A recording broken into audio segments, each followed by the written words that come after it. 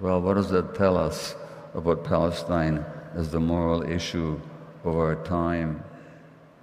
The Dutch-American writer Jacob Riis, who wrote this book on the tenements of New York, in fact, it was a bestseller back in the 1890s, he said, "The world forgets too easily, too easily, what it does not like to remember."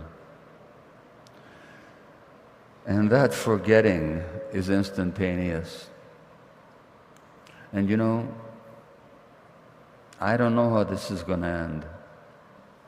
All I know is that all the speaking that Chris has done, all the wonderful people that he's interviewed, all the interviews that I've been invited to speak on, the millions of people that have seen us and other people speak online, has not saved a single finger of a single Palestinian child.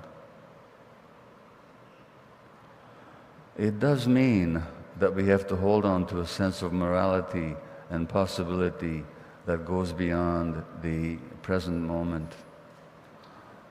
I like to think, well, let me tell you one more thing. I recently wrote the foreword to a book by a Palestinian psychiatrist. Her name is Dr. Salma Jabbar.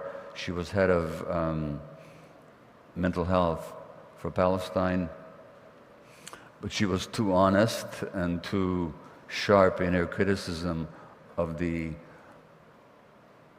traitorous Palestinian Authority. So she no longer has that position. But in her book, you know what she writes?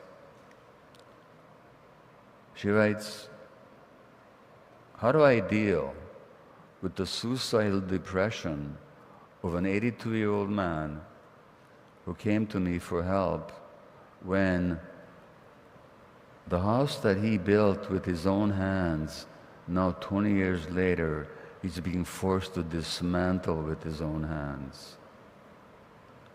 Do I give him Prozac for his depression?" I have no idea what the answer that history will finally declare on current events. What I do know is that, well, there was this Jewish sage 100 years before Jesus. His name was Hillel, and he said that the task is not yours to finish, the task of healing the world, but neither are you free not to take part in it. And I think that's a choice we can all make in the present moment.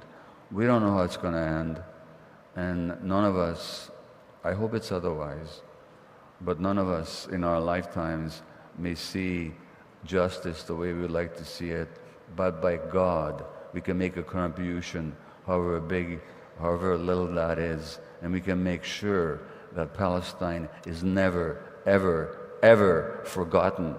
Thank you.